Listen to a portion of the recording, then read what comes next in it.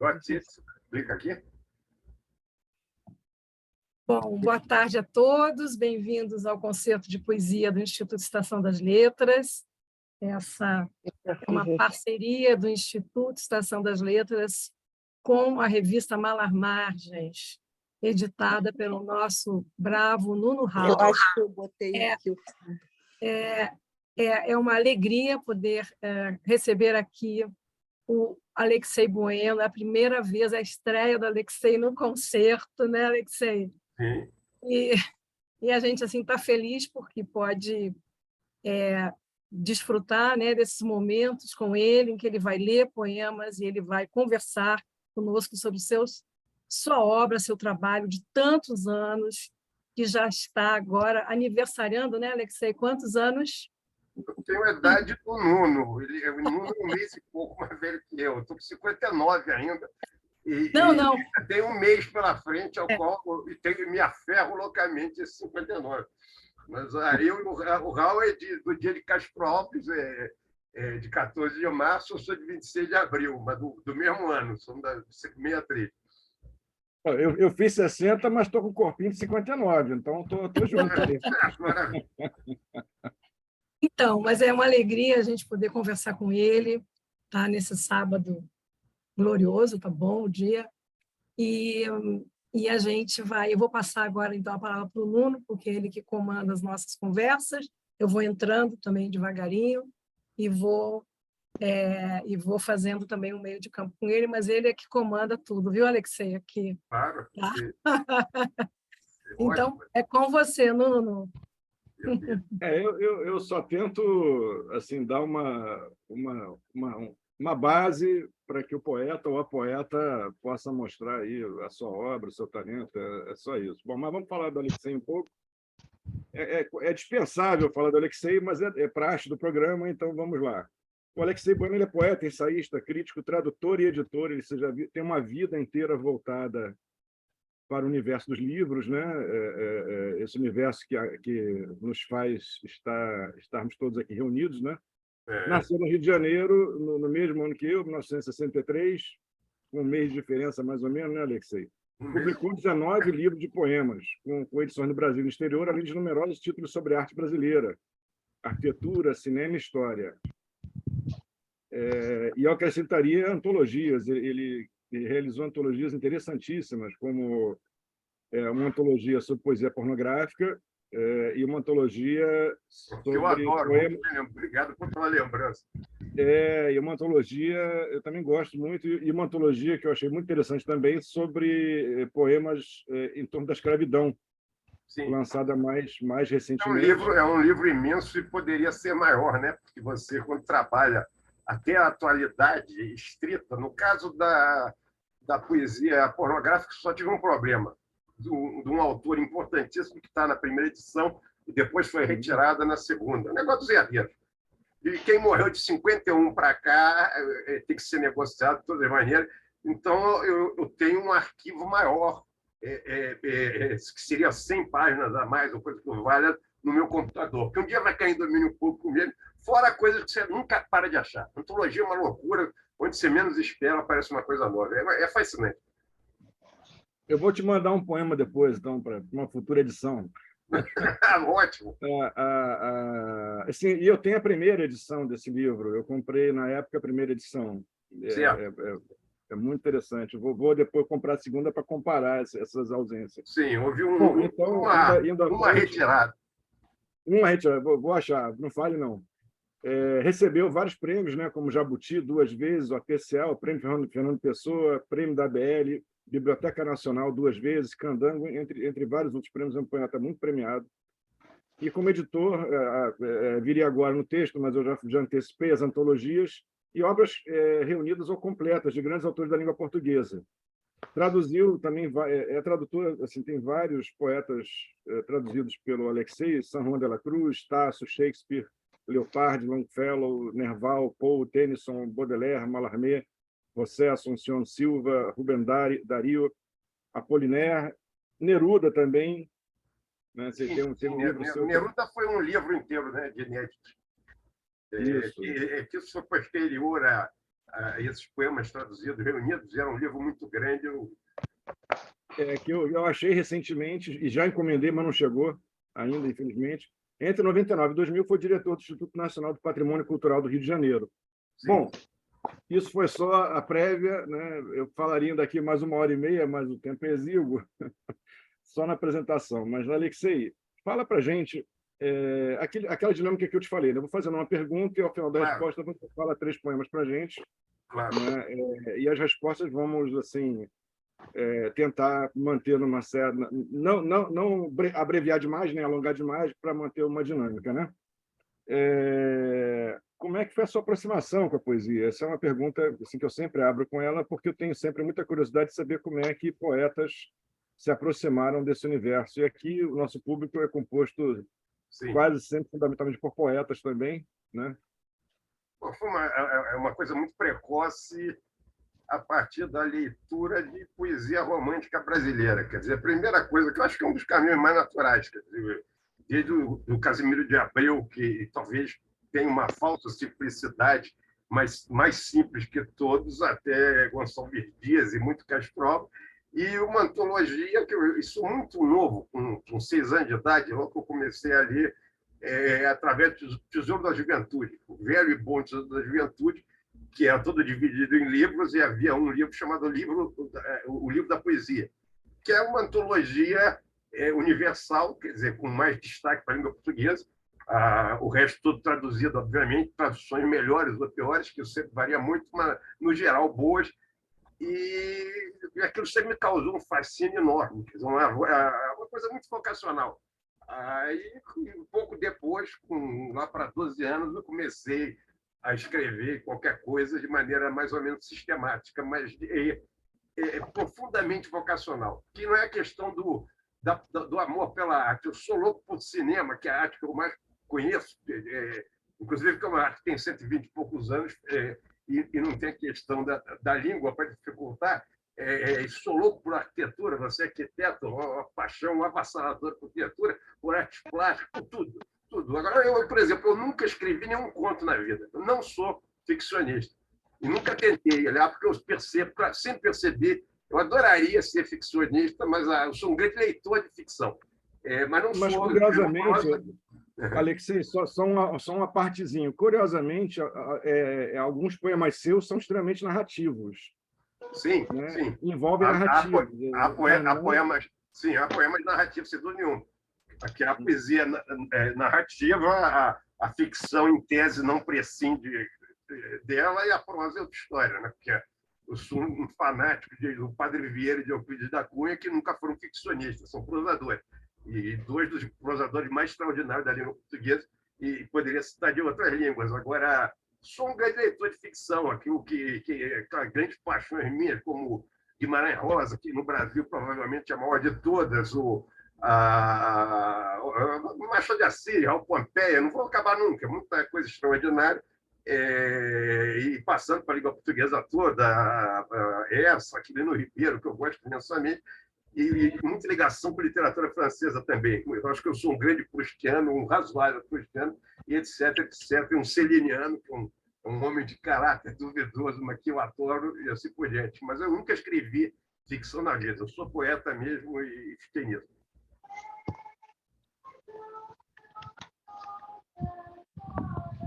Então, algum som aí, alguém cantando. Eu acho que, espera aí, eu vou resolver aqui. Acho que eu já resolvi. Já desliguei, já. Mas, gente. Então, Alexei, fale 3 poemas para a gente. Bom, peguei aqui, você falou em 15.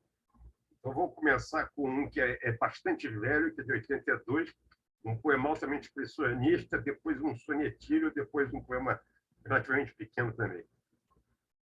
Eu tenho uma ligação muito forte com o pós-simbolismo e com o expressionismo. Eu tenho uma índole expressionista em boa parte. É importante, só queria dizer uma coisa: metade do que eu escrevi é em versos livres, mas são poemas enormes, muito difíceis de ler, e, sobretudo, que exigiriam fragmentação. Então, a outra metade é em forma fixa. Eu gosto imensamente de escrever em forma fixa. Então, eu só vou ler em forma fixa, Dor de Estilo Novo, o Redondilha Mora, etc., porque até a sonoridade me facilita, mas o Angers-Berman, às vezes, dificulta. Às vezes, eu uso bastante. Um riso.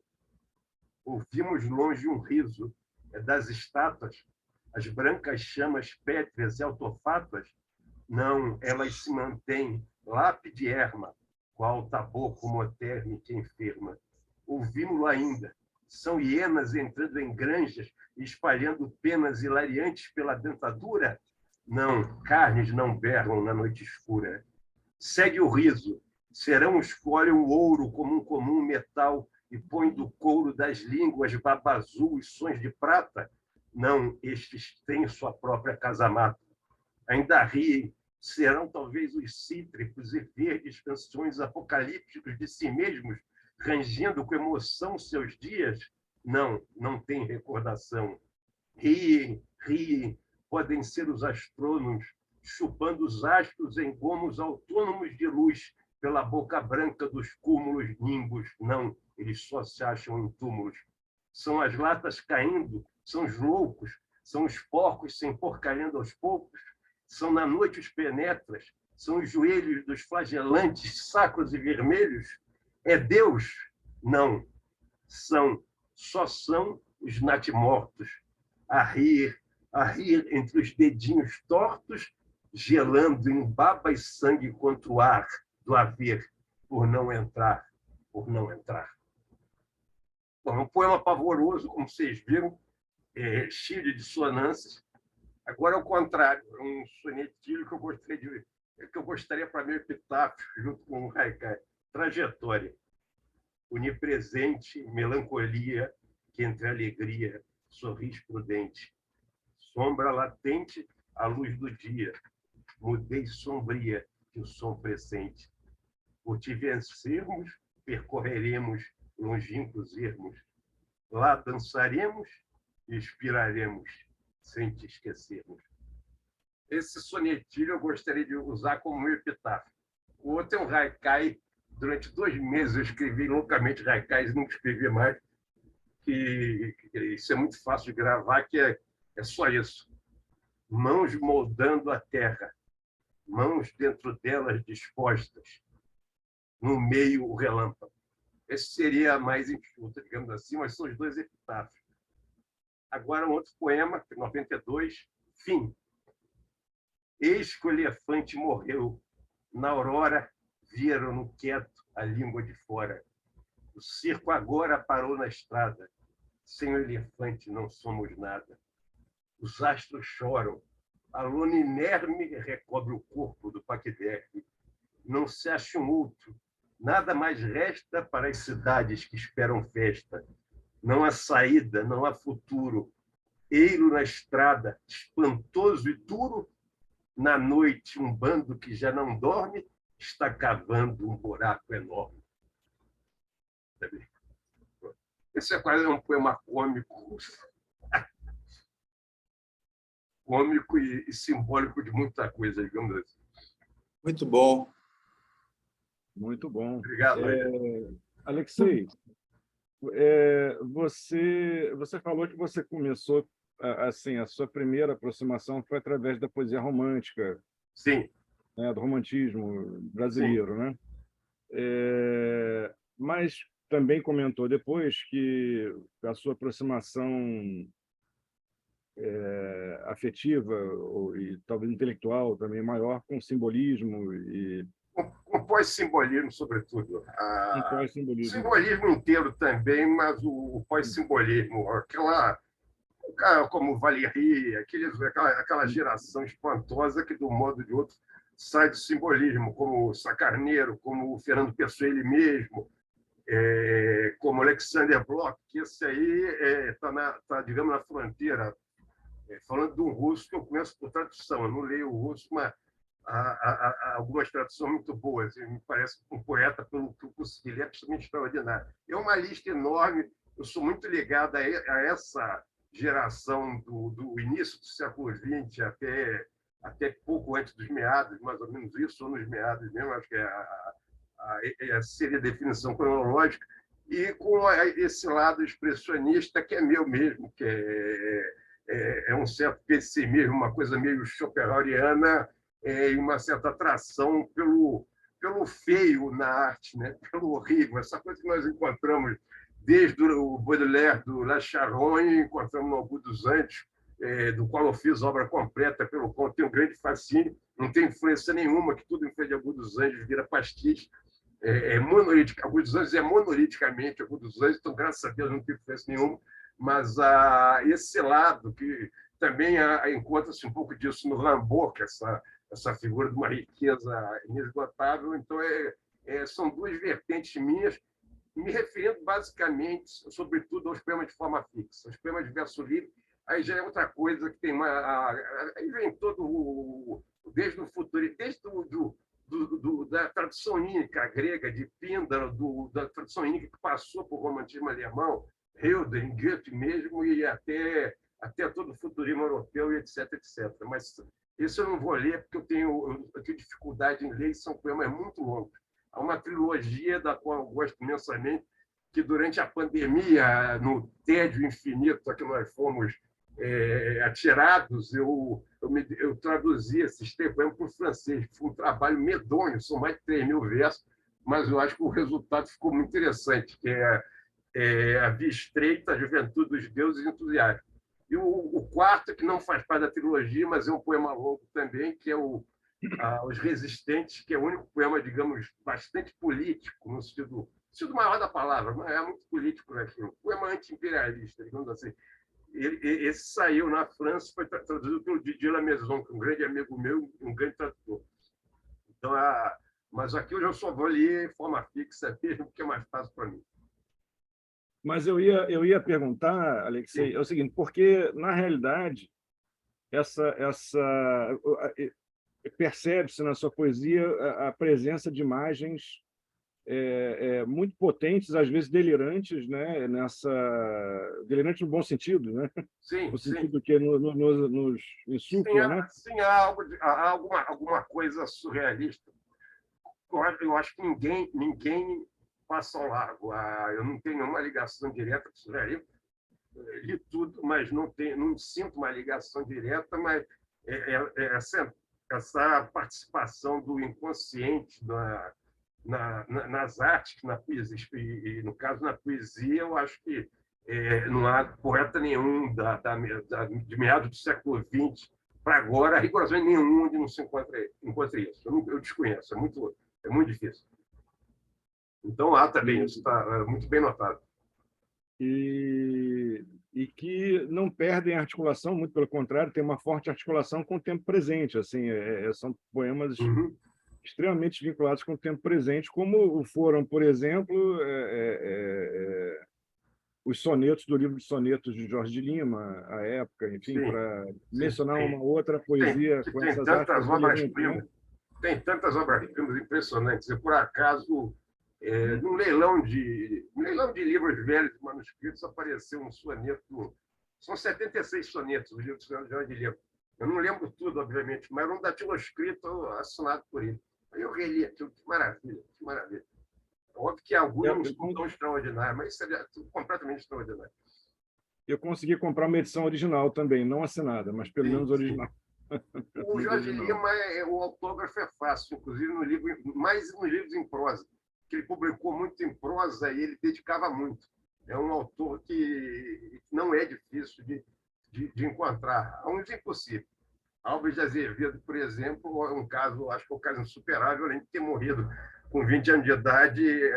Eu creio que quando fizeram a edição das obras, os manuscritos todos se perderam na gráfica. Então, entrando um pouco na bibliofilia, eu acho que o autor, o poeta mais raro da possibilidade de se encontrar um manuscrito, eu praticamente desconheço, no Brasil, o Alves de Azevedo. Uma curiosidade. E seria uma descoberta, né? Sim, sim. Não, é total. O Augusto dos Anjos já tem a primeira edição do Eu autografada e tem o manuscrito do Verso São Coveiro, que eu sei decora o original também. É o único É o único poema dele, a maioria dos poemas, os manuscritos não sobreviveram, mas de outras poesias há vários manuscritos. E esse é o único poema dele que eu creio que tem 3 manuscritos. Geralmente só tem um, por acaso, e um está comigo aqui na parede. Bom, mas fale 3 poemas para a gente, então, Alex, para a gente seguir em frente. Bom, E conhecer um pouco mais da sua poesia. Voltando para o mesmo ano de 92. Ao menos, as vidas passadas talvez tenham tido grandes madrugadas com maior sentido do que os nossos nadas, mas em nós saltita seco o coração, esponja maldita a cinflar num vão onde ninguém fita, a pular vermelha, a encolher-se langue, suja a bomba velha, bêbada de sangue, que só o nada espelha, que se estique e encolha até a hora em que estoure, ridícula bolha, sem um só que a chore, sem quem a recolha. E então tombe gorda dentro de si mesma, brinquedo sem corda, ressecada a lesma que já nada acorda. E ali, sem mais ânsia, imprestável odre, suma-se a distância, sem a dança podre que fez desde a infância. Mas de ao menos nós, que o sofremos tanto, que ele deixa, após tanto pranto e espanto, viva a nossa voz. Nós somos poetas. Nós somos poetas. Você vê que é um poema sobre o coração, muito expressionista, muito pessimista, e que faz um voto no final que todo esse sofrimento, pelo menos transformado em verso, tenha servido para alguma coisa, que é uma das qualidades da arte. Óbvio que a arte pode ser a mais jubilosa possível, quantas vezes é. Agora, outro poema que é fortemente expressionista e que é curioso que eu escrevi esse poema num ônibus, no Leblon, numa nota de R$1, coisa que vale. Não versão real, porque a moeda já mudou tantas vezes. Ele é de 92, é o meu poema mais famoso. Esse poema teve uma... É um poema sobre Helena de Troia, né, que é um personagem. Eu tenho uma certa obsessão pela Grécia, tem um livro inteiro chamado Poemas Gregos, que é em forma, em versos obviamente brancos. Mas este é o poema mais conhecido meu. Foi escrito no ônibus, eu tenho essa nota guardada.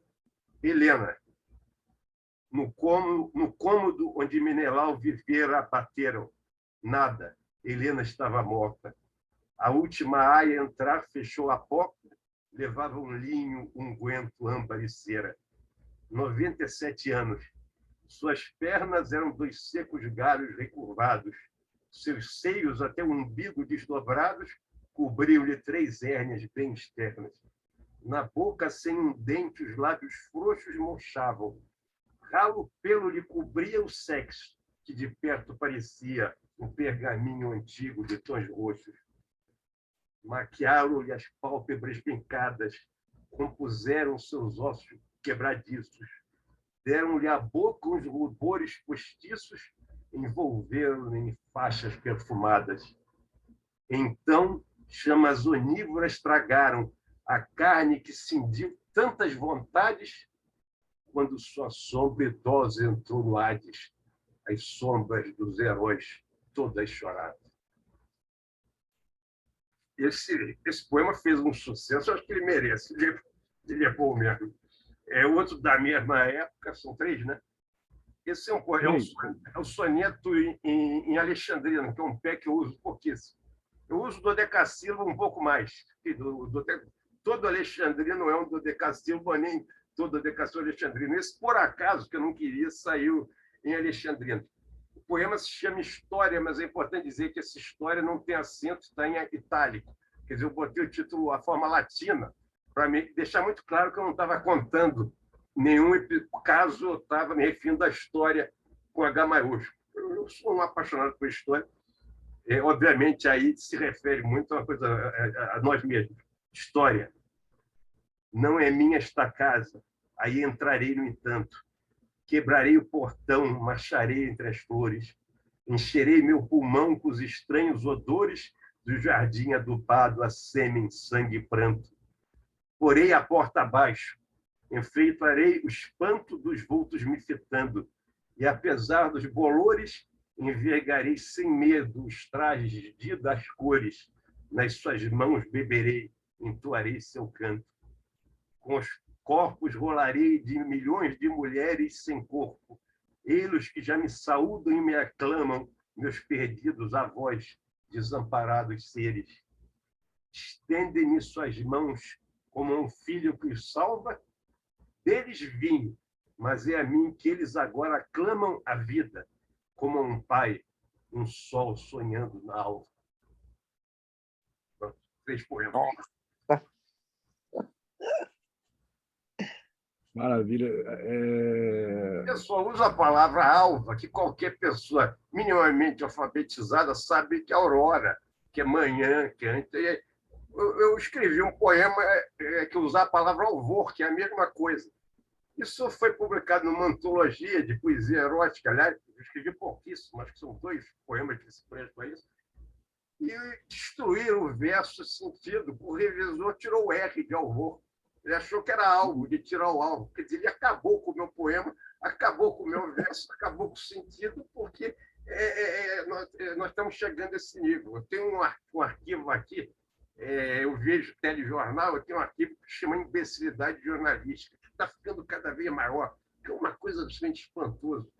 O monumento às pracinhas, monumento das pracinhas. Os cartagineses, Cartago virou Cartago. A pirâmide de degraus, que é a pirâmide, foi traduzida como pirâmide de Stepe, com S maiúsculo. Acharam que era um faraó, primo do Kefren, parente do Miquelino. Então, uma vergonha. Pilotis, chamado pilotes. Bisões, chamado bisons. Quer dizer, é muito difícil escrever poesia num país disso. Isso tudo gente formada e trabalhando com bons empregos. Quer dizer, desculpa o desabafo aqui, mas eu estou realmente apavorado. Não vou entrar no meio da sintaxe, na questão da sintaxe, que é pior. Perdão aí. Alexei, eu queria, antes do Nuno, te dizer uma coisa, que quando eu abri aqui e fiquei ouvindo você, eu estava com o ao menos aberto aqui, o poema que você leu, né? Eu fiquei pensando que seria o poema que você leu, ao menos. Eu pensei, como você falou em epitáfios, né? Que esse seria um belo epitáfio, né? As vidas passadas talvez tenham tido grandes madrugadas com maior sentido do que os nossos nados. Sim, isso também, também serve uma cortando a primeira estrofe. A vantagem do Netilho e a vantagem do Haikai, sobretudo, é que eles cabem, e o Haikai dá muito pouco trabalho para o marmorista. Cara... Que você não pode usar letra de bronze, que roubam tudo para derreter e comprar crack. Os monumentos estão desaparecendo no Rio de Janeiro. A coisa está feia. Então, tem que ser na pedra mesmo. Senão, que o vácuo não dá para ser pilhado. Quando você talha, você cava um texto numa lápide, você não, a criação do vácuo não dá para roubar o vácuo, por enquanto. Vazio, né? Alexei, quais são, assim, você concentrando muito, eu sei que todos nós temos um pequeno altar, um panteão particular, né? Você consegue resumir a 3 poetas esse teu panteão particular, esse teu pequeno altar, que você visita permanentemente? Não, completamente impossível, nem 30. Eu tenho uma paixão visceral, sei horas de cor, e talvez... Isso eu vou falar em primeiro lugar, porque é uma coisa muito pessoal minha, Pocahontas. Pelos Lusíadas, que eu editei 2 edições comentadas minhas, e toda a lírica, que seja ou não dele, quer dizer, a lírica, nós só sabemos de muito pouca coisa, de 2 peças que realmente são dele, mas eu posso dizer que Camões me acompanha diariamente. Não há dia da minha vida que eu não me lembre, ou passando certa situação, eu me lembro aquele caráter aforismático que você encontra muito no Shakespeare, em língua inglesa. Obviamente, quem leu bem Shakespeare, numa situação na sua vida a qual ele assista, que ele não possa lembrar um verso do Shakespeare, um verso e meio que caia como uma luva naquilo. Eu tenho essa relação, que é uma relação quase prática, quase pragmática, com Camões, e uma paixão total. Mas aí eu teria que falar de Homero, que é outra paixão, a último nível da palavra, e chegava a pilhas de autores do século XX, não poderia pular para ficar na nossa língua, vou ficar só em Portugal, aliás, o Camilo Peçanha, que é outra das minhas maiores paixões, a poesia portuguesa tem essa riqueza espantosa para um país de 10 milhões de habitantes, isso me... E não vou entrar na poesia francesa, que aí eu realmente desconheço, é uma língua que tem dado tanto grandes poetas num século como... E olha que a Inglaterra foi espantosa, mas o que a França deu, e com a variedade que a França deu no século XIX, quer dizer, isso do velho Hugo até o final do século XIX é uma coisa inacreditável. Inacreditável, e entrando, obviamente, pelo século XX. Então, eu não vou nem entrar na poesia francesa. Mas citei mais de 3, é o que dá. Assim, você pensa que todos esses, não vamos dizer os 30 ou os 50, mas pelo menos esses 13, Sim. Eles agregaram traços de influência a seus escritos? Eu creio que não. Camões rigorosamente nenhum, por motivos óbvios, apesar da... Quer dizer, ele tem a influência suprema sobre todos nós de praticamente criar esse instrumento que nós usamos hoje. A estrofe do Camões, que você lê como se tivesse sido escrita ontem. Quando você lê Sá de Miranda, que é muito pouco mais anterior, quer dizer, a diferença temporal é muito pequena, é um pré-português literário. Nós usamos até hoje, com grande enriquecimento, esse português literário do Camões, como o que aconteceu no italiano com Dante, no inglês com Shakespeare, essa coisa toda, no alemão com a Bíblia do Lutero, etc. Sobre esse aspecto, agora, influência direta nenhuma. O único que eu falei aí que eu sinto alguma influência atualmente é o Pessoa. Da qual é muito difícil se furtar. É muito difícil ter nascido em 1963 em relação ao homem que morreu em 1935 com aquela obra impossível de qualquer refratária, qualquer possibilidade de resumo sem ter alguma, mas é o único, os outros não. Inclusive a poesia francesa toda, da qual eu gosto imensamente, e conheço o romantismo inteiro, que é de uma riqueza absurda. O Victor Hugo tem poemas que já está todo Baudelaire ali, já está... E a poesia moderna já está escancaradamente surgindo ali, isso é um fato inegável. Fala-se muito do... É óbvio que você tem que pensar isso numa obra gigantesca. Eu estou vendo uma luz agora no teto. Né? Houve alguma coisa com alguma câmera? Não entendi, Alexei. Salve! Salve, Sequim! Sequim. Sequim está presente. Boa tarde, Sequim. Tudo bem, Boa tarde a todos. Muito obrigado pela sua presença. Bem-vindo. É um prazer. Obrigado pela sua presença. Fale, então, 3 poemas para a gente, Alexei, para a gente prosseguir no papo aqui. Sim, eu continuo. O Sequim chegou agora, eu expliquei rapidamente que eu só leio os poemas em forma fixa, que são mais ou menos meio a meio, porque eu não tenho embocadura para ler, além de serem muito grandes, eu teria que cortar. Então, vamos continuar. À tarde, é também de 92. Numa confeitaria, as velhas tomam chá com brioches. Foi sem fim a vida. Nossa galáxia flui no éter sorvida entre astros que se cindem ou se somam. Que as tenras dentaduras tremam, comam, que os planetas piruetem. A partida da vontade com acaso está perdida desde os prévios desastres que nos domam. Anoitece nas chávenas. Um fluxo envolve tudo que é. Tudo se move e foge à voz de um misterioso influxo. Mastigam, pulsa. O fixo está somente em nós. O fixo que ninguém remove, que o ser nunca desvenda, mas pressente. Transmutação. Esse é o poema que abre o livro Em Sonho.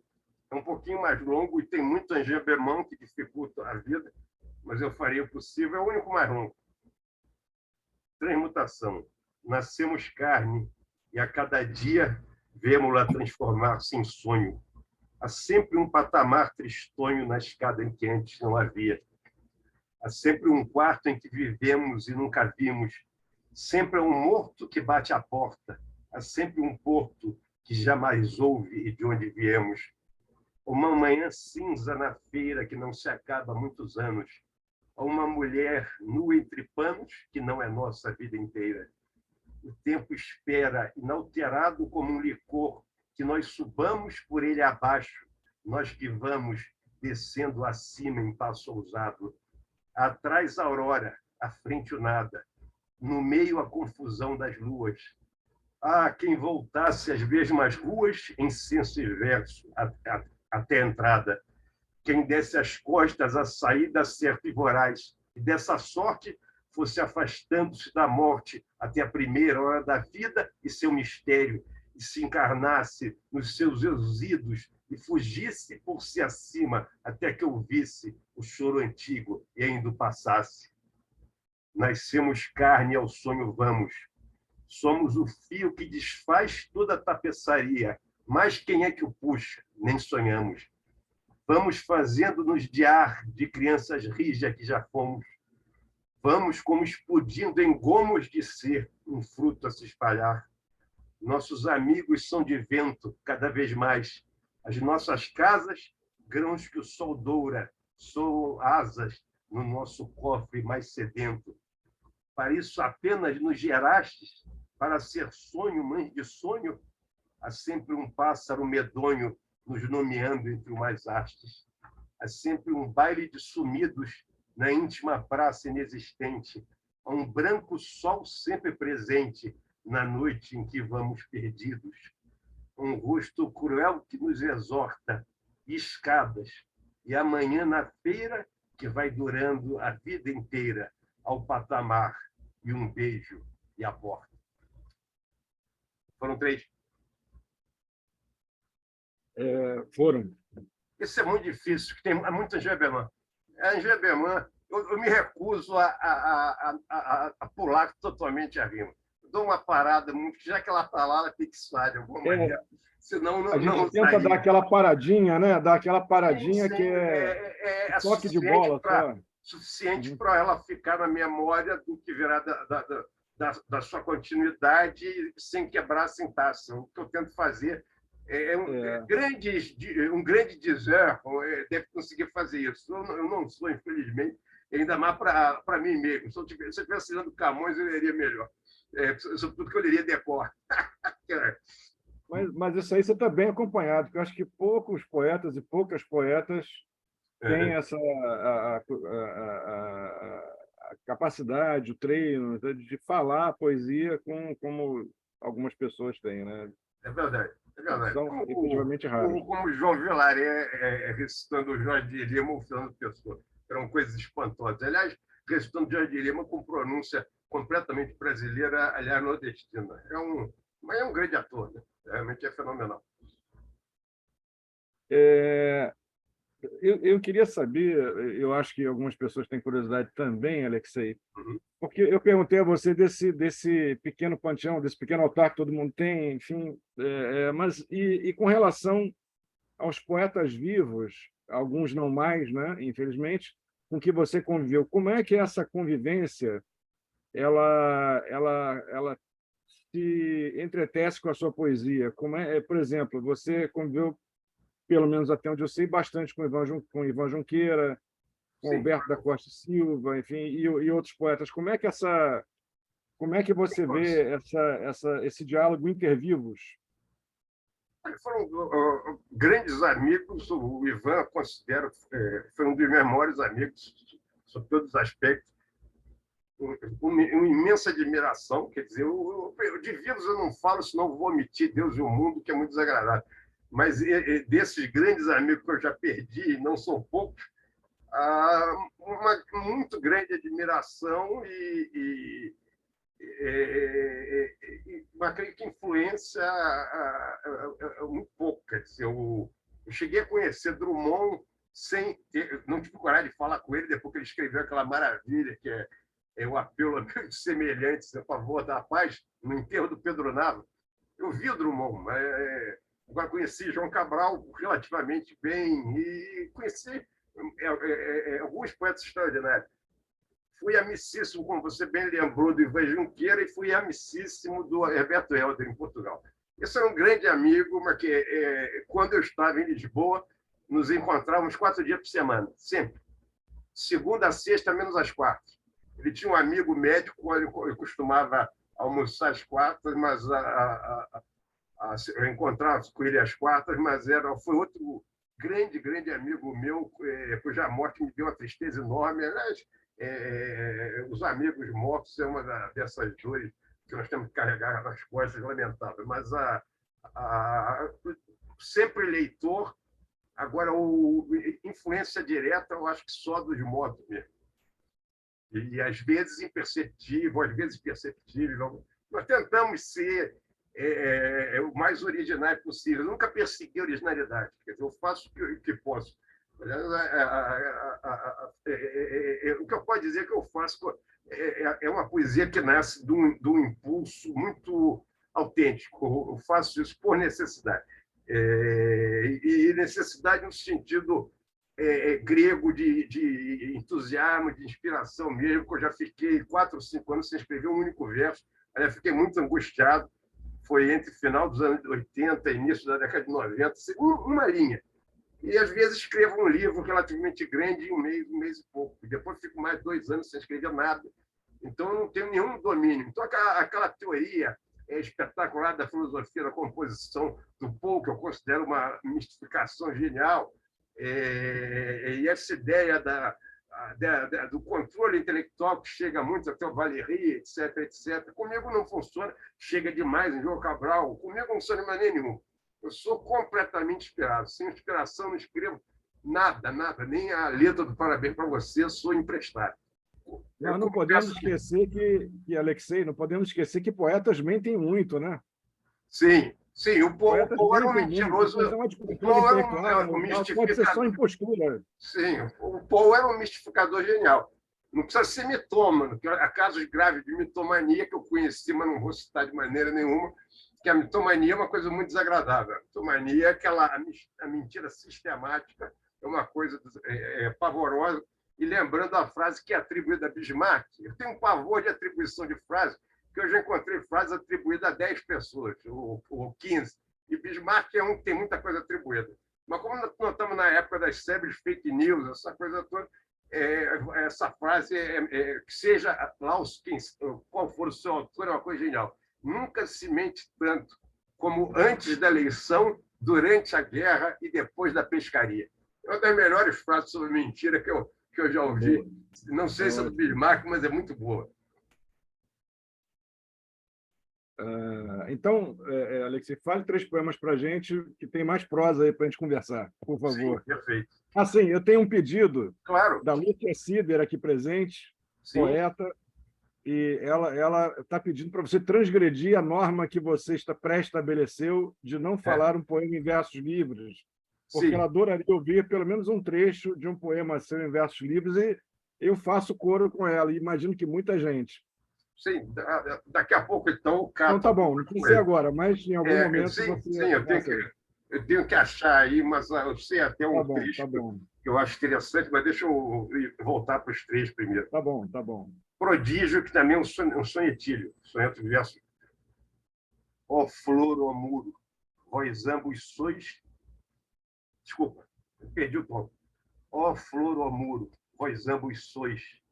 Ser este é, pois, o liame obscuro que há em vós, o puro elo, depois se seguem sóis, se celso escuro, que importa, estais, seiva, argamassa, aqui, jamais sereis mais que isto, que não passa, oculto e visto.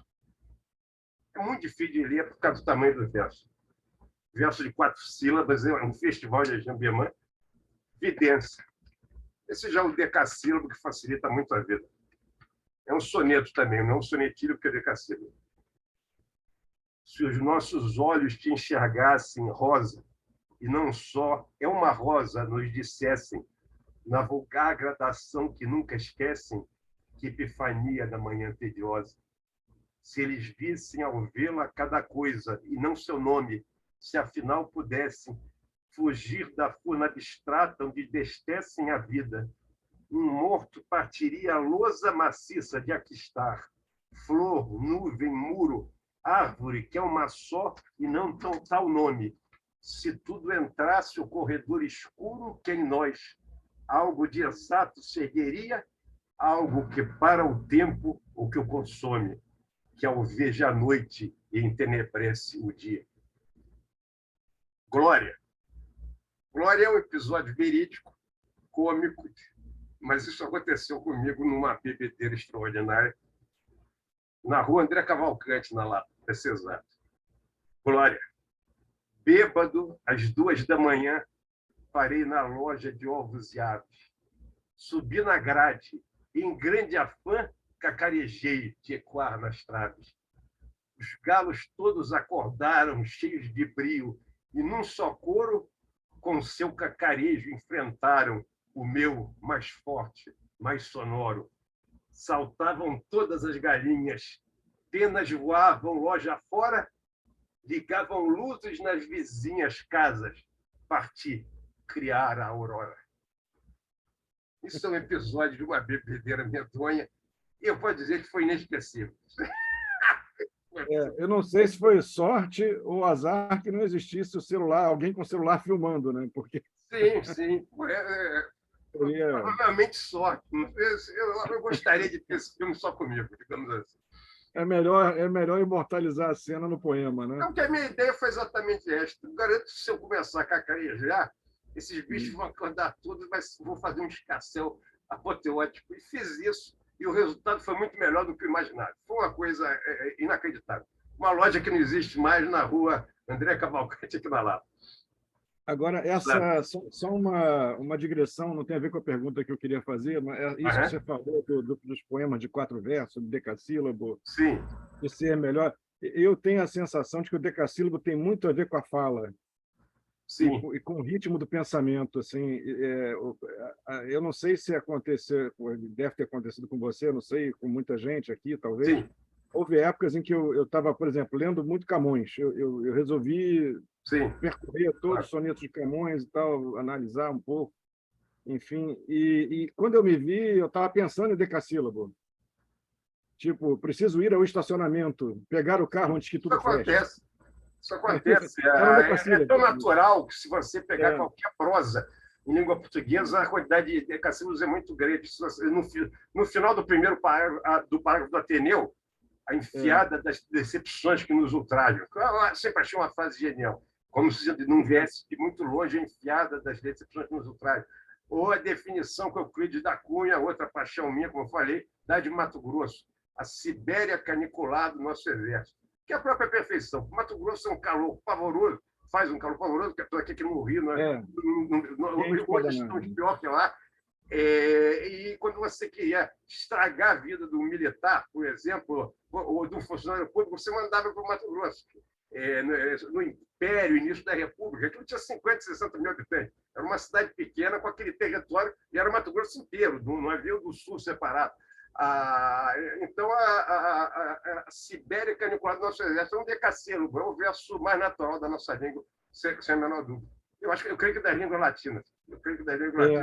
O inglês tem essa coisa de ter um caráter extremamente monossilábico, quer dizer, a quantidade de monossílabos em inglês é enorme, dificulta muito na tradução do inglês.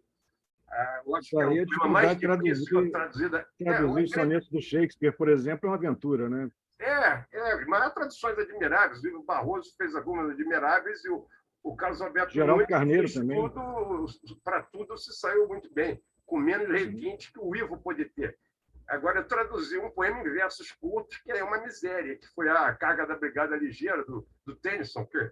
E eu comecei a fazer aquilo de cabeça. Eu fiquei meio obcecado. Eu acho que o melhor que aquilo é impossível. Está tudo correto. A forma, e está tudo dito lá, e eu consegui manter a forma inteira. Métrica aproximativa, com os pés, a contagem é diferente. Agora, há um poema do Longfellow, que eu acho deslumbrante, que eu traduzi sem mexer numa vírgula, que chama Excelsior. O Longfellow foi um poeta muito lido e muito traduzido no Brasil, no Império. E é um grande poeta, um grande romântico americano. E esse poema é um poema sobre alpinismo, na verdade. É mais do que isso, mas, na verdade, é um poema sobre alpinismo que eu descobri num livro chamado As Ascensões Célebres. Estava esse poema traduzido em prosa. Eu vi aquele poema, até em prosa, e me impressionou. Peguei a obra completa do Longfellow que eu tinha, o Complete Poems, peguei, achei do início da poesia dele, e era um troço deslumbrante em inglês. Eu peguei aquilo, peguei um caderno e saiu um poema que é um lindo poema romântico brasileiro, sem nenhum mérito da minha parte, que é muito pouco. Aquilo fluiu, saiu em decassílabos, com a palavra excelso sempre como bordão, terminando cada uma das quadras. São quase decassílabos. É um poema magnífico. Eu acho a melhor tradução que eu fiz, e trabalho zero, ao contrário do Tennyson, que foi um pavor. Mas vamos deixar a tradução para lá. Assim. Então, aquele ditado que diz que poesia é o que se perde na tradução, nesse caso, não funcionou, né? Não, poema é uma maravilha em português. É uma maravilha, seria um grande poema do romantismo brasileiro. Além de qualquer romantismo, no caso, poderia ser do português. É um grande poema romântico em língua portuguesa, só que cujo original foi escrito por um americano.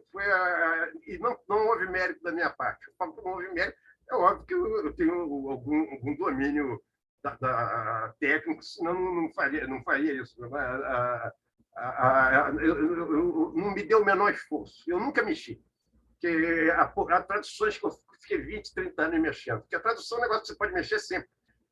Não é uma coisa intrínseca à tua. Há poemas meus que eu passei 20, 30 anos com um verso que me incomodava. Um dia eu chego lá, altero aquele verso e nunca mais penso naquilo. Mas em tradução isso é muito comum. Esse eu nunca mexi uma vez. Como saiu, está lá. Eu queria fazer uma guinadinha no nosso assunto, uma pequena guinada. Você lançou o seu primeiro livro, salvo engano, você tinha 21 anos. Primeiro lancei com 16 anos. É um livro imaturo, com 16 anos, obviamente impresso pela família. A única pessoa que tem um exemplar é o Antônio Carlos Sequim, que, como nosso insuperável bibliófilo, ele teve a ideia curiosa de pedir todos os meus livros. Esse livro que eu não dou para ninguém, eu dei... Não é vexaminoso, não. É um epígono do modernismo, sem muita coisa de pessoal, mas não chega a ser um livro vexaminoso, mas tem um exemplar aqui em casa, obviamente, tem um exemplar do Sequim, que eu saiba. Mas, de fato, o primeiro foi esse. Senão, eu continuei publicando coisas e edições particulares durante um tempo. Eu publiquei um poema longo, muito menor que esse, que é quase em versículos. Fica entre o verso livre e o versículo, que é a decomposição de Johann Sebastian Bach, que é exatamente isso, uma homenagem ao Bach, e através do Bach, que é das paixões máximas da minha vida, acho que qualquer um, a música e a todas as artes. Isso eu publiquei também, um poema de 89, se não me engano. Eu publiquei em pequenas edições. O primeiro livro comercial meu só em 92. E depois, felizmente, continua até hoje. Mas é mais ou menos isso. Mas, assim, esse seu primeiro livro, ele já teve uma recepção, digamos assim, ele não passou despercebido para o meio, né? Sim, como é que você se relacionou com isso ainda tão jovem, né?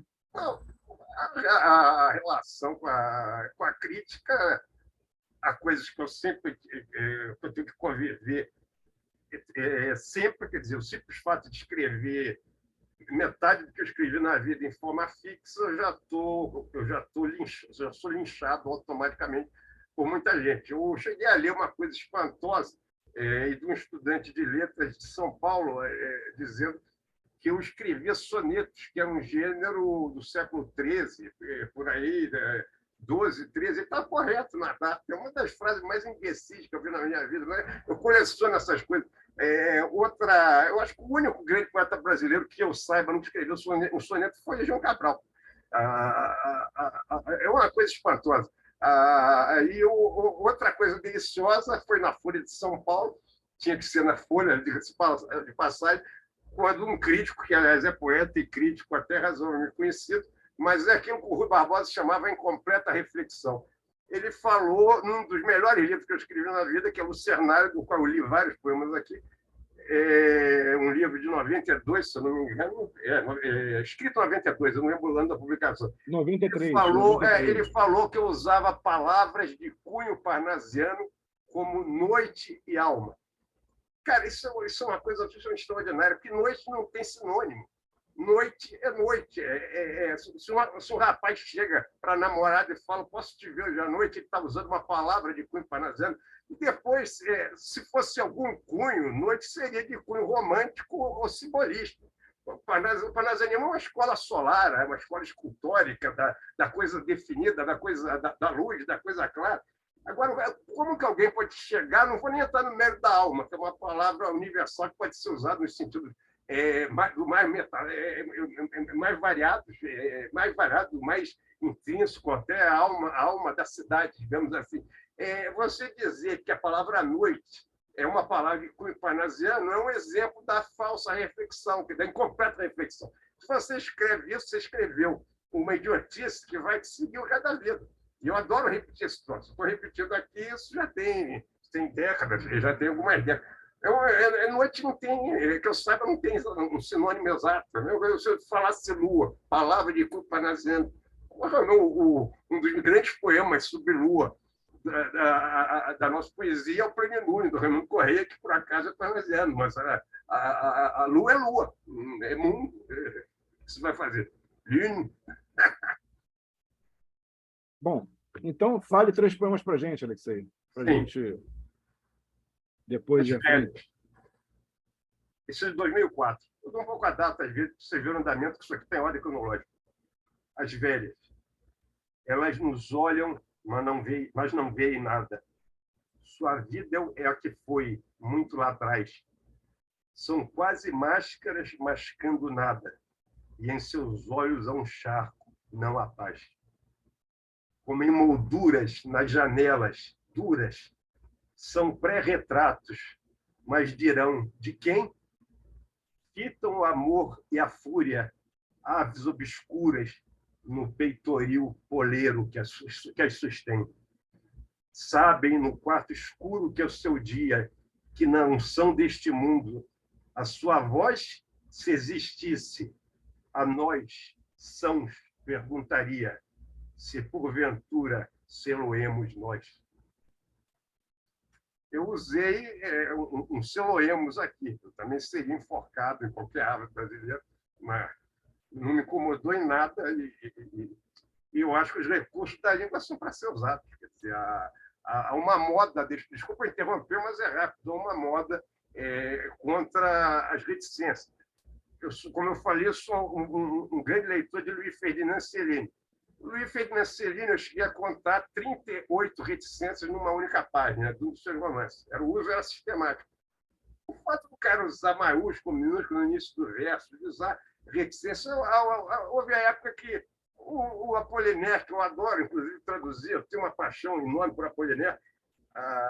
O Apollinaire, quando publicou a Licor, tirou toda a pontuação e funcionou muito bem, muita gente fez isso.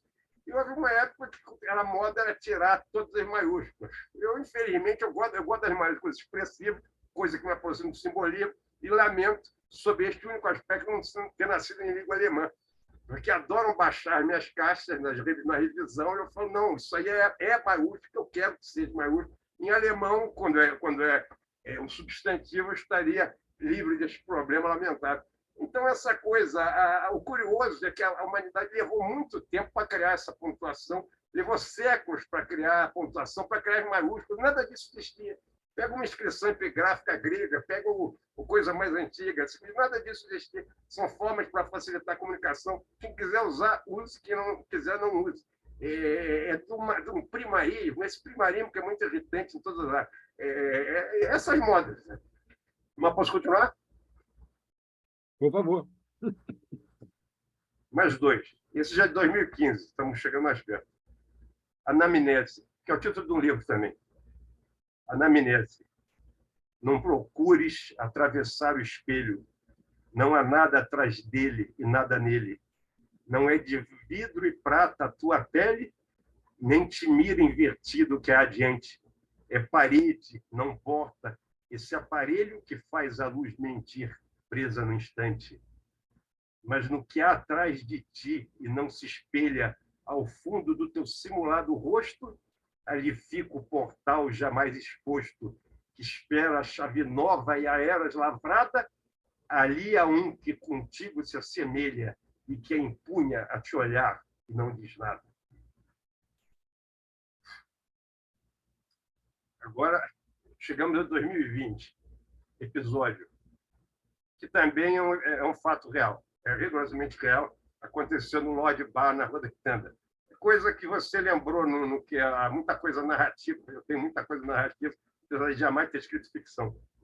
Episódio. Um muito pequeno inseto pousou no balcão do bar, informe, incolor, abjeto, com nada, uma nódoa a andar. Um copo sujo e esmagueio. Ao vê-lo imóvel, extinto, que estranha impressão me veio, que absurda dor, e ainda sinto. Mas vi que ele se mexia, nem sei qual parte. Elas juntas nada eram. No entanto, eu via nelas a vida, ex-defuntas. Com o mesmo copo animeio, com a borda, e ele se mexeu. Depois andou com receio e súbito ei-lo no céu. O ponto morto voava, e eu, outro átomo esquecido, via-o, e ele do ar me dava um nada, um tudo, um sentido. Isso aconteceu na Rua da Quitanda. Foi 3, aqui eu só selecionei um último que é muito curto. Então, eu posso ler este? Por favor. Esse é o 15º. É mínimo. Agora vamos desse poema. 2021. Nós chegamos às vésperas. Cromatismo. Aquilo que não poderá mais ser, dorme, afinal, liberto do possível, pai do mal, até se esvanecer. As borboletas, êxtases do instante, e as flores de ontem se beijam tontas, sem olhos que as contem, e logo adiante, asas e pétalas na poeira unidas, a morte e a cor rolam, maiores do que o amor e a dor, e do que as vidas. Poema doloroso. Muito bom. Alexei, a crítica, Sim. né, como trata de fenômenos do presente, ela muitas vezes acerta, muitas vezes erra e às vezes comete as duas coisas, né? Acerto e erro no mesmo julgamento. Claro. Tem uma e rótulos são distribuídos às vezes assim de maneira indistinta. Tem um rótulo que foi colocado em você por um determinado artigo e que você também é ambíguo em relação a ele. Você, em parte, aceita com alegria, em parte, repudia, que é o de poeta metafísico. Poeta? Metafísico. Ah, sim. De poeta metafísico. Não, sempre aceitei. Porque eu achei que você... Eu ouvi em algum momento que você... Não incomoda nada. Não tem nada de metafísico não, eu não e tal. sou... Eu não pode dizer que eu sou só isso, mas eu sou extremamente... 90% da minha poesia trata da questão do tempo, que é a questão do ser. Todo mundo sabe, não é por acaso que o Heidegger escreveu um livro chamado Ser e Tempo, nazista, não o Hierarca. Essa coisa é um mistério insolúvel. Eu sou muito ligado ao tempo, à passagem do tempo. Então, portanto, eu sou poeta metafísico, não especificamente aquilo que foi a poesia metafísica na Inglaterra, que é outra coisa, aliás, que é outra coisa totalmente diferente, mas eu aceito o rótulo com o maior prazer. Isso não me incomoda em nada. O que me irrita profundamente é dizer que noite é uma palavra de cunho parnasiano. E outras coisas desse gênero, que que são espantosas como o nível está muito baixo, também nós temos que conviver com essas coisas. Aquilo que eu falei, o que eu vejo diariamente na imprensa é aterrador. A acentuação das palavras. Ontem houve um incêndio na Espanha, incêndio florestal. Uma jornalista de um grande telejornal falou um incêndio que está havendo entre Valência e Aragão. Aragão, que ela podia falar Aragão perfeitamente em português, Aragão. Quer dizer, o analfabetismo dominante total, e isso é todos os dias. Então, você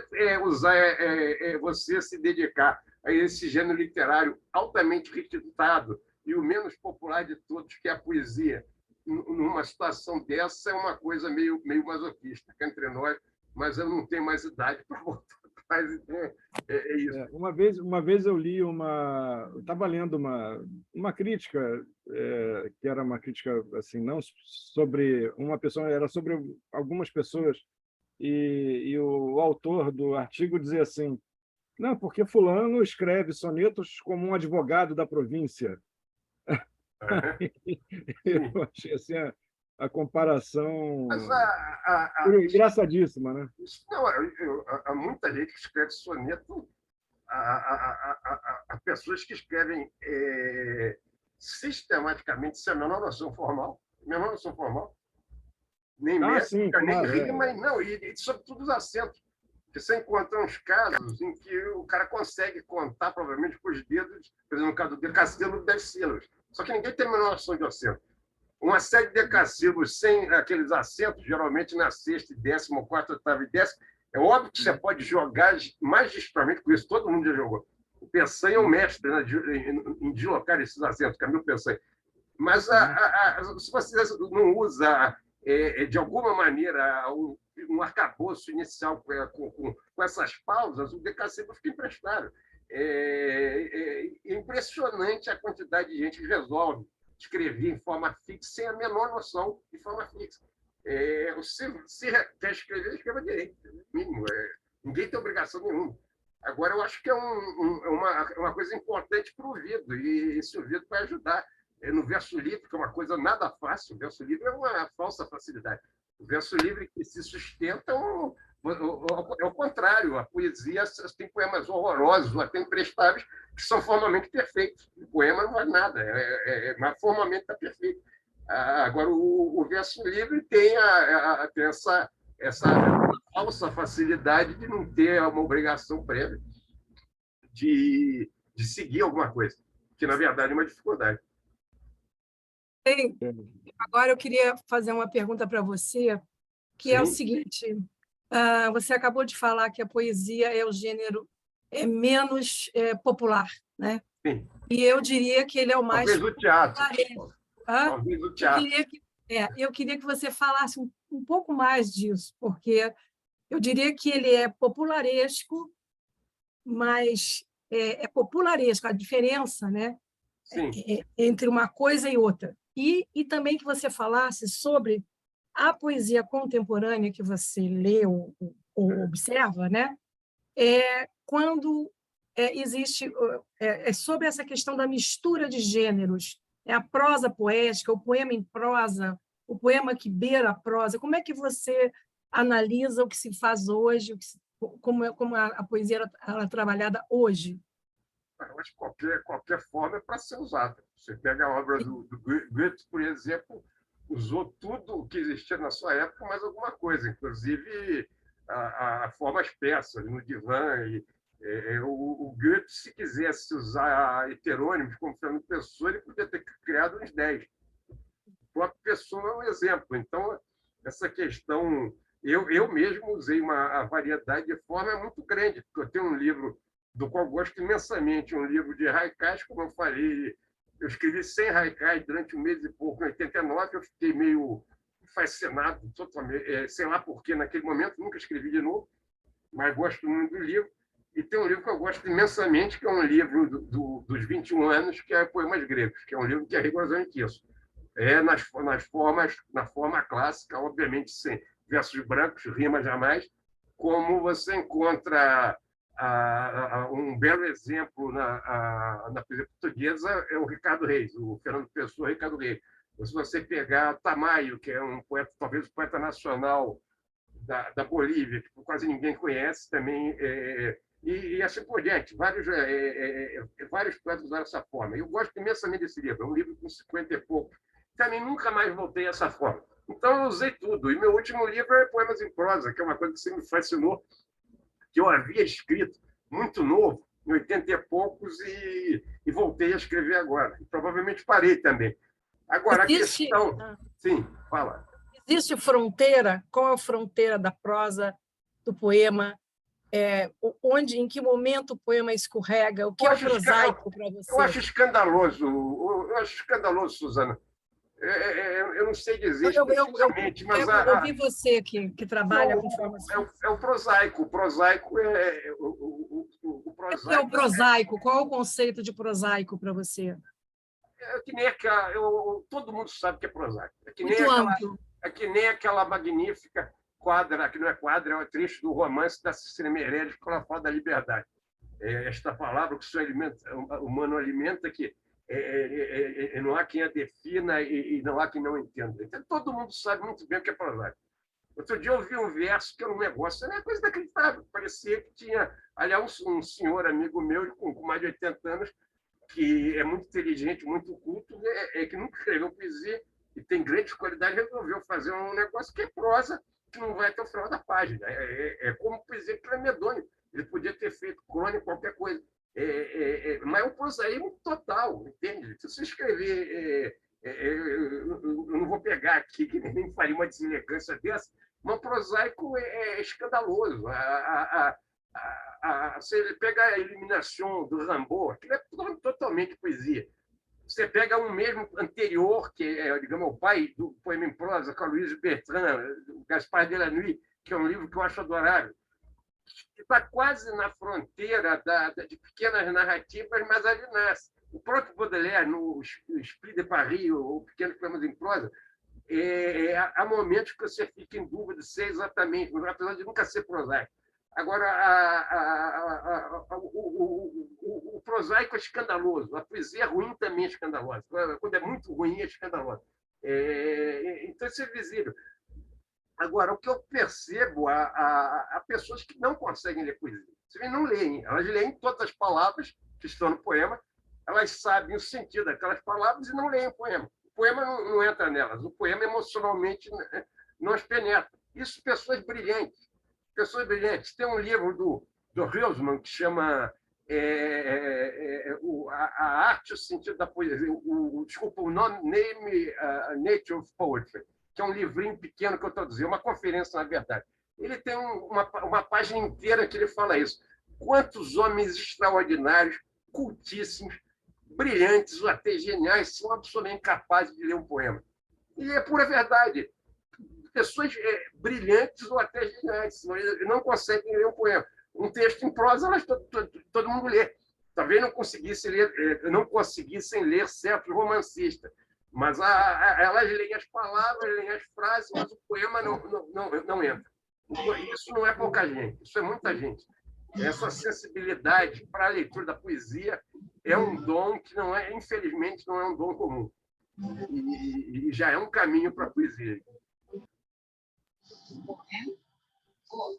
Bom, então eu peço para você nos falar mais 3 poemas.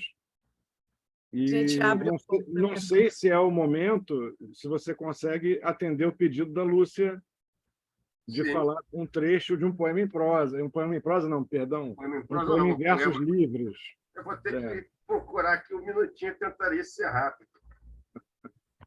Espera aí. Questão que eu não me preparei. Vocês esperarem um pouquinho só para... Esse livro é enorme.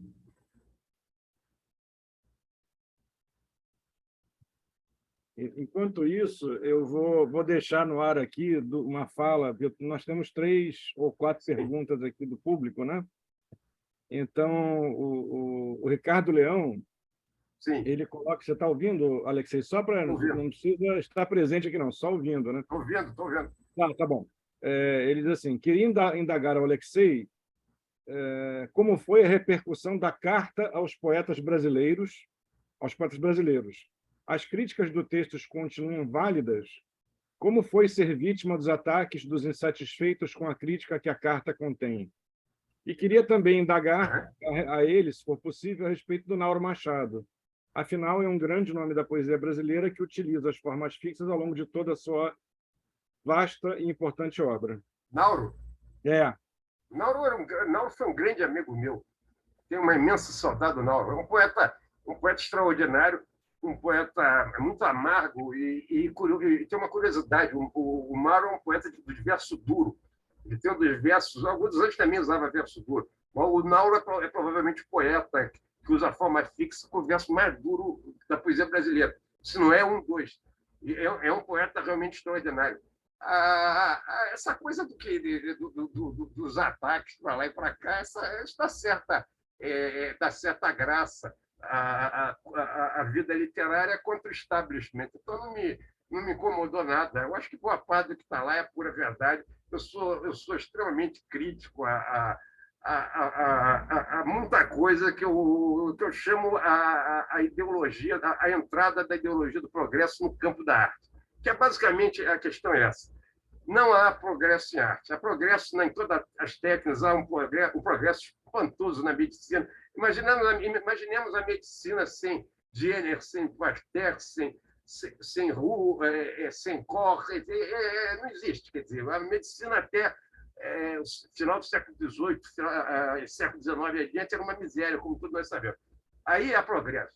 Agora, eu não posso dizer, como eu gosto de dar sempre exemplo, eu não posso dizer que Picasso é melhor que Van Gogh, eu não posso dizer que Van Gogh é melhor que Rembrandt, eu não posso dizer que Rembrandt, cada um é mais novo que o outro, é melhor do que Velázquez, aliás, ninguém é melhor que Velázquez, que eu saiba, nem que Velázquez é melhor que Rubens, nem Rubens é melhor que Caravaggio, sem o qual provavelmente nenhum deles teria existido da mesma maneira.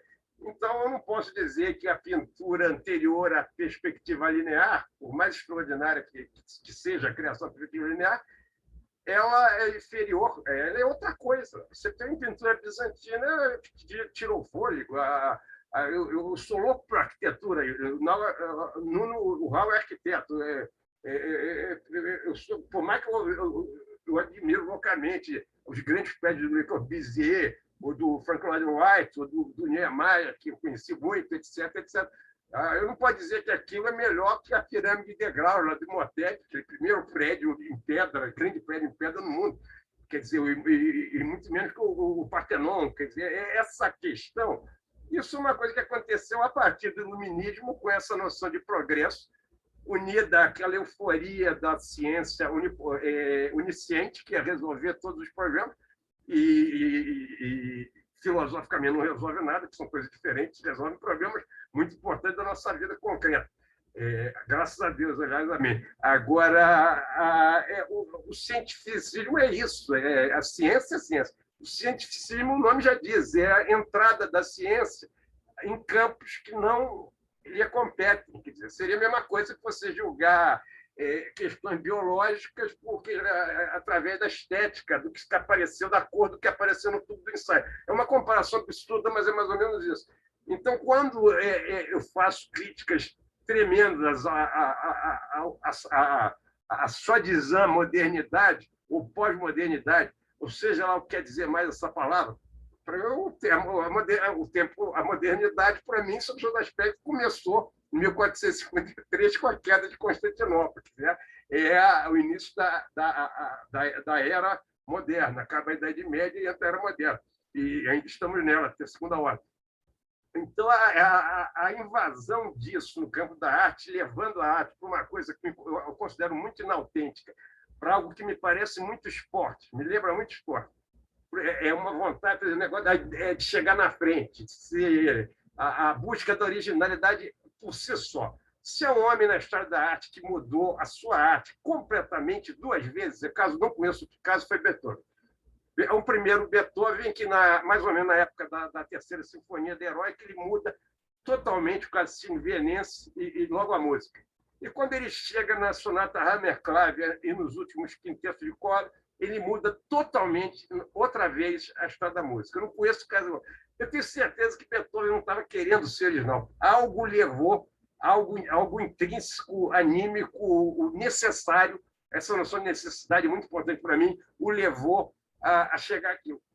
O que eu falo, a busca da originalidade pela originalidade, do novo pelo novo, que é uma coisa do século XX, explodiu, sobretudo depois da guerra, de maneira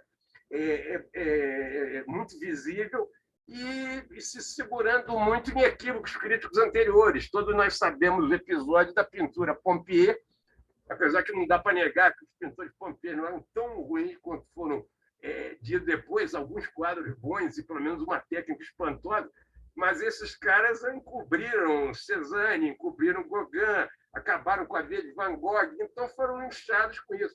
E aí se criou uma espécie de postura prévia de jamais ser contra a novidade, que você está sendo reacionário e está impedindo a compreensão de um troço genial.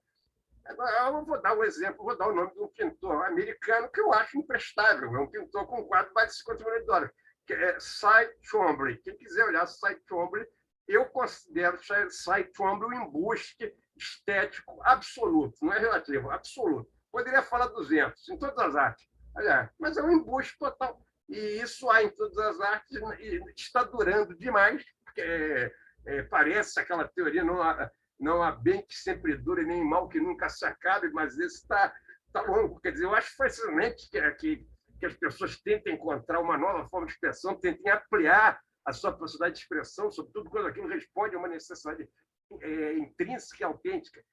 Mas a busca esportiva disso, quem falava muito isso era o cineasta russo, soviético, Tarkovsky, que tem 2 páginas sobre isso que eu acho insuperável. É aquela coisa, o corredor de 100 metros, o que ele tem que fazer? Ele tem que correr 100 metros na frente dos outros. Se ele fez isso, ele cumpriu provavelmente seu objetivo. A arte não é isso. A arte é uma coisa muito mais requintada, muito mais complexa, muito mais imponderável e me irrita muito. Não estou militando de maneira nenhuma poesia, estou falando de todas, que o meu interesse é igual por todas. Essa coisa, esse reducionismo ao esporte ou coisa que vale. Sem nada a ter contra o esporte também, toda coisa tem que estar no seu local. Mas, então, você fala os 3 poemas para a gente, Alexei? Eu vou ter que pegar aqui, que eu não selecionei mais nada. Eu então, tinha.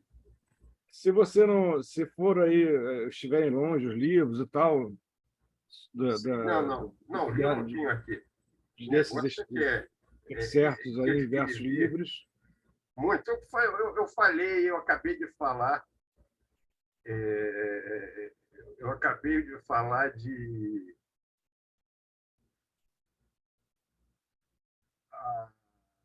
pintura. Eu tenho um poema para Vermeer, que é um poema desse tamanhinho, que eu acho que perde muito na leitura, mas eu acho que é um poema muito exato.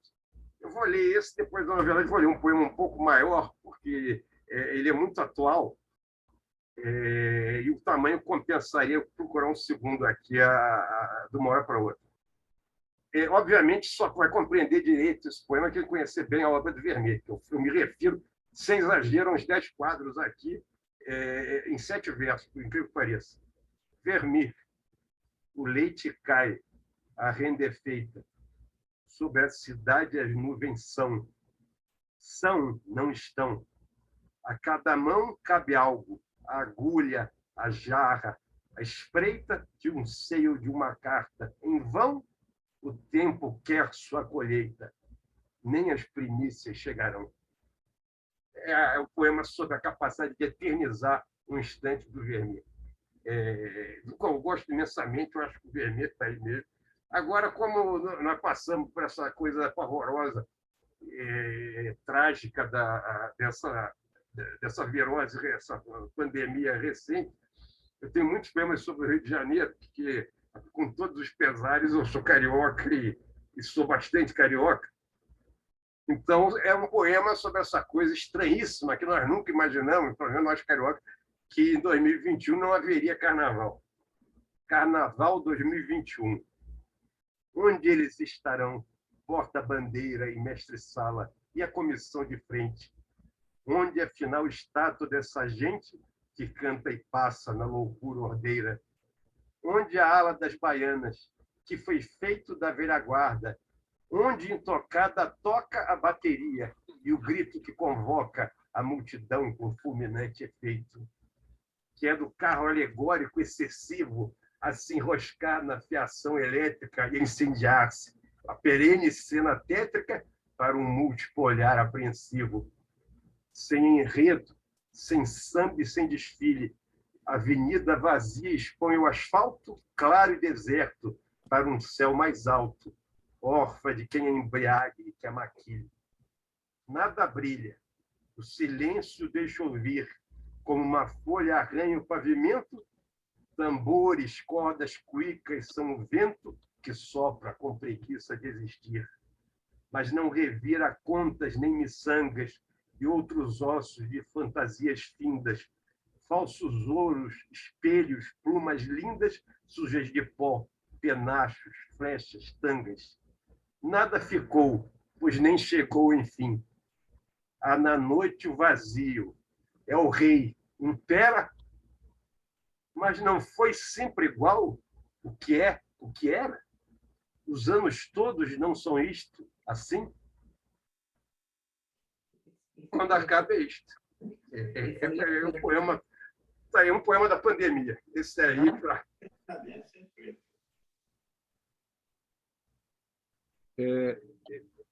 Alexei, eu vou aproveitar. Sim. Nós temos, na verdade, um pedido do Ricardo Vieira Lima, Sim, e claro. que ele diz que está aqui com a gente desde o começo, querido Ricardo. Alexei, se puder, leia algum poema seu sobre a Lapa. Há alguns deliciosos poemas narrativos em Árvore Seca. Sim. E o Luciano de Castro, que está sempre aqui com a gente, querido Luciano, vários concertos o Luciano tem aqui nos prestigiado com a presença dele. Ele coloca o seguinte: que prazer ouvir o Alexei, essa enciclopédia da poesia e da arte. Uma pergunta: 2023 é o ano do O som sumiu. Peraí. Não. Estão me ouvindo? Não, estou ouvindo, estamos ouvindo. Tá. Uma pergunta: 2023 é o ano do bicentenário de nascimento de Gonçalves Dias. Não, para mim não veio, o som diminuiu demais. Já falei várias vezes. É um problema no seu computador, Rita, tá? Deve ser, viu? Se puder aqui mutar, eu vou tentar falar mais alto também, então. Então, tá bem.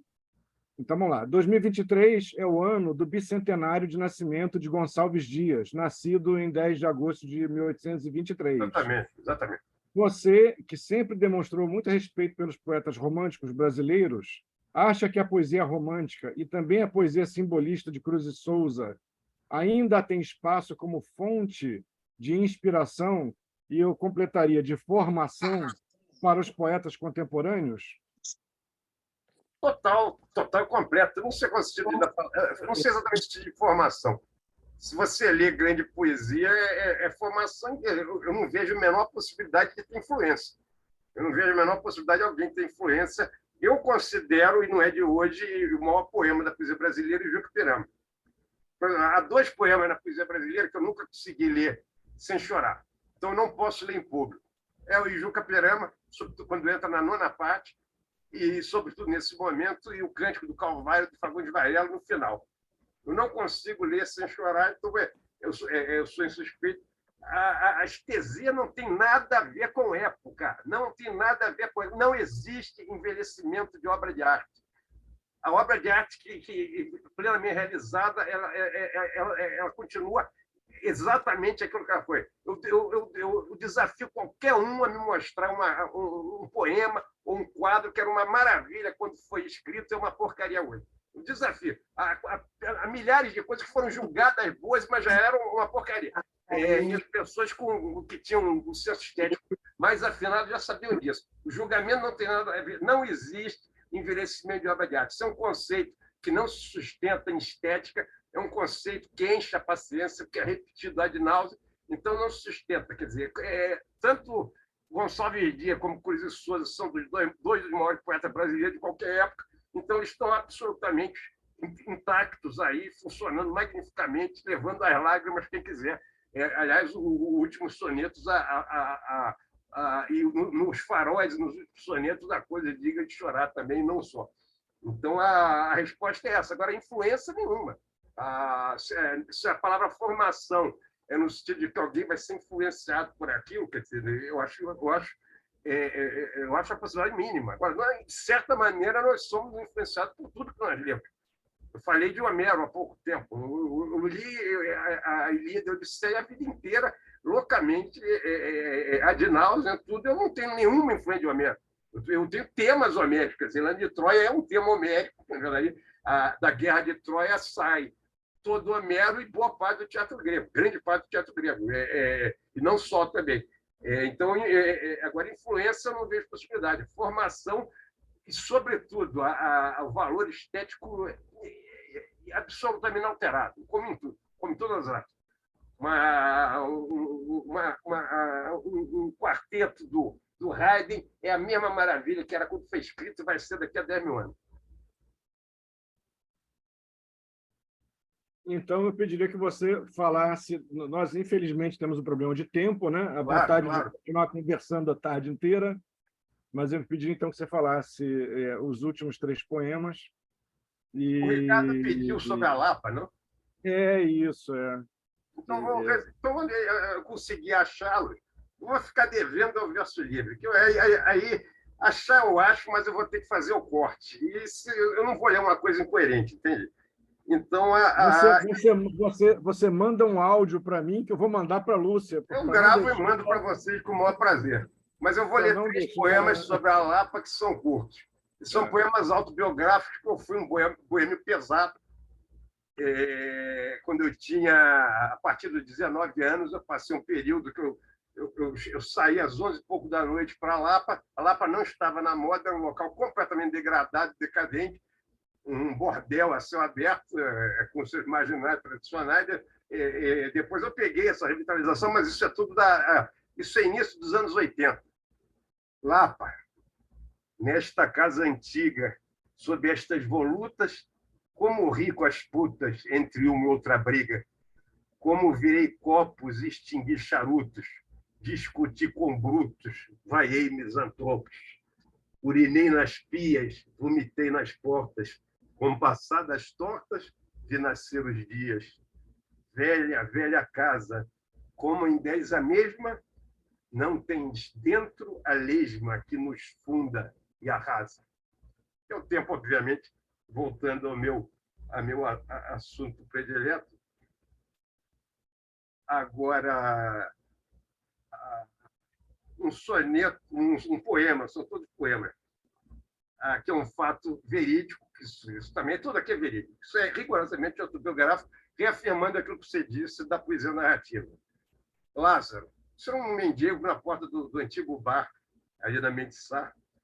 Lázaro, cobrimos o mendigo que dormia com jornais, os jornais do extinto dia. De fora só ficaram os sapatos cambaios, já ruídos pelos ratos. Acendemos, então, junto uma vela e arengamos na luz branca e amarela. Um círculo de povos envolvia nosso pranto e o pinguço nem tremia. Volveu, por fim, do reino dos defuntos, debandada, e ele riu, ríamos juntos.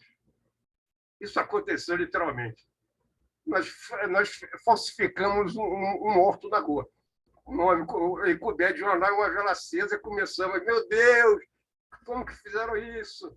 Queremos justiça. E começou a juntar gente. Em certo momento, o homem acordou. Quando ele olhou para aquilo, 50 pessoas saíam correndo desesperadas e ele ria loucamente e nós rindo com ele. Uma coisa espantosa, espantosa, só uma juventude completamente alucinada. E terminando, já que nós vivemos num local de pavorosa criminalidade, e o Ricardo Vieira Lima, eu sei que outro dia ele leu esse poema, que também é completamente verídico. O título já diz tudo. Fé de Ver. Carlinhos, o segurança, o terror da Mendissá, trocou tiros num mafuá com Fuinha, em plena dança. O Fuinha perdeu a perna, depois morreu no hospital. O membro encaixou bem mal no corpo, que até consterna. Carlinhos, pior que o Fuinha, pagou na hora o seu erro, 3 tiros no seu enterro. Só foi a sua mãezinha. Esse duelo aconteceu e tudo é verídico. Esse duelo é tudo verídico. Eu não inventei nada. Foi um período de uma riqueza para mim, que está até hoje aí, do que eu vi desse mundo meio, desse lumpesinato, desse ambiente meio alucinado que era a Lapa do início dos anos 80, foi absolutamente extraordinário. Bom, então foram 3 aí, eu devo a todos o poema em versos livres. São poemas de versos não só livres, como longos, e o problema é ter que cortar. Eu posso cortar 2, 3 estrofes de maneira coerente, que eu creio que funcionaria muito bem. Mas essa eu devo para vocês, se quiser, eu mando gravado. Teria que se preparar, né? Isso teria que ter sido preparado. Sendo um poema longo, às vezes é difícil, de fato, encontrar um trecho que... Mas você me manda gravado, porque a Lúcia vai ficar me cobrando aqui. Não, vou gravar. Gravarei com o celular, com uns 2 ou 3 trechos. Aí eu mando o caminho para ela. E mando para você. Tá bom. Obrigado. Alexei, olha, muito obrigado. Muito obrigado. Primeiro a você, obrigadíssimo pelas excelentes perguntas. Depois, muito obrigado ao meu querido amigo Cetim, que apareceu aqui, a Suzana, que é organizadora, mora aqui, ao Ricardo Vieira Lima, cujo rosto eu não estou vendo, que também é um querido amigo, e a todos, ao Rogério, amigo meu, que também estava aqui, não sei quem mais está, não está, porque tem um número limite de faces visíveis. Parabéns a todos. Parabéns a todos. Alexei, maravilha, tudo de bom para vocês. Foi maravilhoso esse sábado. Muito obrigado. O Nuno conduziu brilhantemente, Nuno. Muito obrigado. E, Rogério, obrigado pela tua generosidade. Suzana, todo mundo. Foram ótimos. Eu queria, primeiro agradecer ao Alexei, né? Essa tarde aqui com os poemas realmente faltaram. A Vitória está cobrando aqui, a Lúcia, estamos falando Vitória, a Lúcia está cobrando aqui com razão, né? Faltaram os poemas esses mais em prosa, mais longos, né? E não é bem assim. Ele entendeu o que eu quis dizer. Tá. E eu queria, agora, antes de vocês saírem, né?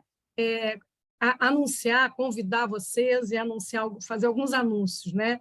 Primeiro que eu e Alexei, e aqui o Rogério, eu não estou vendo ninguém mais do nosso grupo, nós estamos lançando uma antologia na segunda-feira no Lamas, a partir das 18 horas, né, Alexei? Sim, 17 horas. 17 horas, eu botei 18 na cabeça, tá? Sim. Da Glória, a Piedade, são crônicas, poemas, sobre o Rio de Janeiro, tá?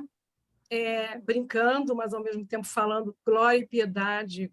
Suzana, são 11 autores e vários gêneros literários. Não sei 11 autores. Gênero literário. O tema é o Rio de Janeiro.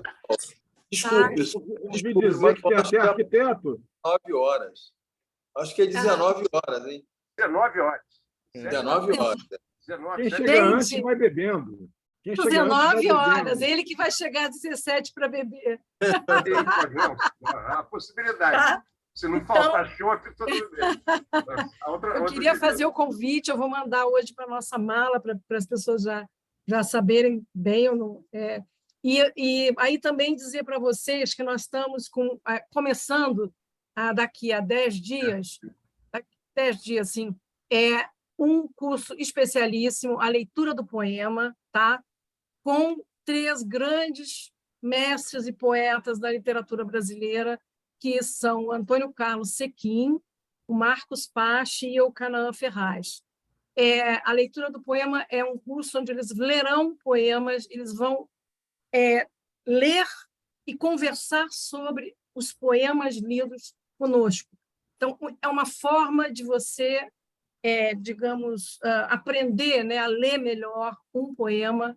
Eu sei que muita gente daqui, a maioria, não precisa, talvez todos, ninguém precise acha que leu, mas Eu preciso. O que esses 3 têm a falar é muito importante. esses 3 são mestres. Está aqui um que veio nos prestigiar hoje, que é o meu amigo Sequim. Ele está aí, dia 5, ele vai inaugurar, dia 5 de abril, dia 12 é o Marcos Pache, e dia 26, encerrando, é o Eucanaã Ferraz. Vocês estão convidados. Quem é aluno do IEL tem um descontão, quem já é aluno, tá? Tem 30%. Eu estou anunciando assim, que é para se tiver aluno aqui já, que já faz os cursos, a gente, né? Enfim, vocês estão convidadíssimos, tá? E agora, o último aviso é que no dia 18 de abril, a estação vai festejar seus 28 anos de existência, tá? Com uma festa, um encontro presencial, tá? Aqui no Sesc do Flamengo, no auditório, às 18 horas. Quem vai nos prestigiar com uma fala sobre a importância da leitura, a leitura para escritores, né? É a Ana Maria Machado, tá? Então, é fantástica. Ana Maria é além da escritora, autora de literatura infantil, ela é uma ensaísta maravilhosa, quase poucas pessoas conhecem os ensaios da Ana, tradutora também, né? Ela é tradutora, ela é assim é um encontro maravilhoso, tá? Então vocês são todos convidados e a gente está esperando vocês, tem um bolinho lá, tá? Para vocês cantarem parabéns. 28 anos, não foi muito bolinho, não, andar esses anos todos, né? A gente nós não somos um órgão público, né? Sempre, né, correndo um pouco atrás das coisas. Agora estamos virtuais, mas conseguimos um espaço para festejar e a gente quer depois retomar alguns espaços presenciais da cidade, né, para trabalhar. Gente, obrigada mais uma vez, Alexei, Nuno também. Muito obrigado, Nuno. Todos no Lamas, segunda-feira, quem puder. Todos no Lamas, hein? Estarei lá. Maravilha. Tá bom? 19 horas. Quem chega às 17 é o Alexei. Eu acho que eu estou chegar às 17 horas, né, Alexei? Eu vou. A gente lá. Foram muitos meses de preparos e conversas, né, do grupo, então estaremos lá. Tá bom? Beijo para todos, gente. Beijo para todos. Um beijo. Tchau. Beijo, tchau, obrigado. Muito obrigado a todos. Bom domingo a todos. Tchau, tchau.